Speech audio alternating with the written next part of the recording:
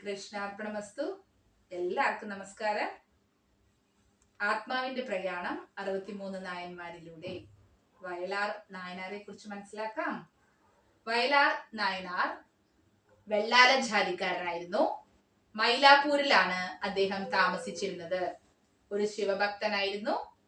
തിരുജ്ഞാന സമ്പന്നർ ഒരു ഗാനം ആലപിച്ചിരുന്നു ഭഗവാനെ സ്തുതിച്ചുകൊണ്ട്. തിരുമൈലായി എന്ന ഗാനമായിരുന്നു. പാർവതി ദേവി ഭഗവാനെ സ്തുതിച്ചത് മയിൽ രൂപത്തിലായിരുന്നു.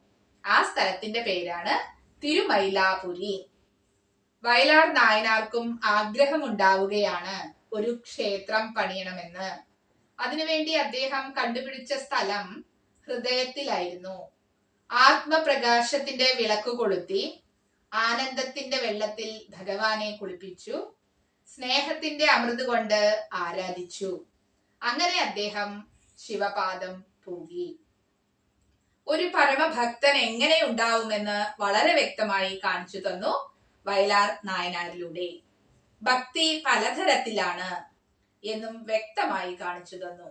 നമുക്ക് അസുഖം വരുമ്പോൾ മരുന്ന് കഴിക്കേണ്ടതാണ്. ഓരോ രോഗത്തിനും ഓരോ മരുന്നുണ്ട്. അത് എല്ലാവർക്കും ഒരുപോലെ ഉപയോഗിക്കാവുന്നതുമാണ്. ഭക്ഷണത്തിന്റെ കാര്യവും അതുപോലെ തന്നെയാണ്. പക്ഷേ ആത്മീയ ജീവിതം ഓരോ വ്യക്തിയുടെയും ആവശ്യങ്ങൾക്കനുസരിച്ച് മാറ്റാവുന്നതാണ് എന്ന് ഋഷീശ്വരന്മാർ പണ്ടേ പറഞ്ഞു വെച്ചിട്ടുണ്ട്. ഏതിലൂടെ യാത്ര ചെയ്താലും ഒരേ ലക്ഷ്യത്തിലെത്തുന്നു, ആത്മസാക്ഷാത്കാരം നേടുന്നു.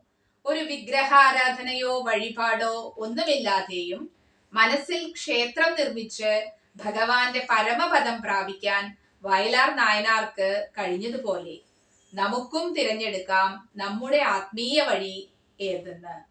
ലക്ഷ്യം ഭഗവാനിൽ എത്തിച്ചേരുക എന്ന് മാത്രമാണ്. ഓം ശിവശക്തിക്ക് രൂപിണി നമഃ. അടുത്ത നായനാരുമായി വീണ്ടും കാണാം. നന്ദി, നമസ്കാരം.